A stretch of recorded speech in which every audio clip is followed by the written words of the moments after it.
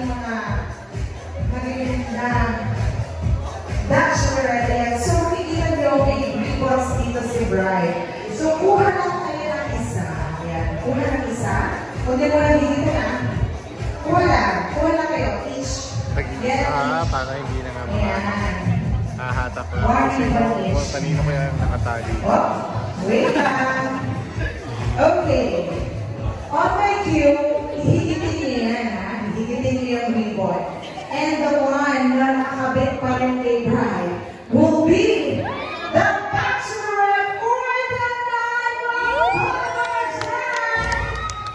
Okay, ladies, are you ready? Excited po, excited!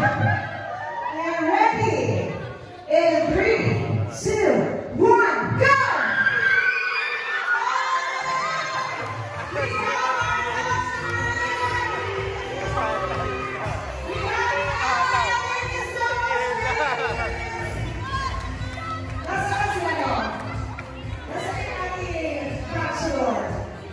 Magpinsan!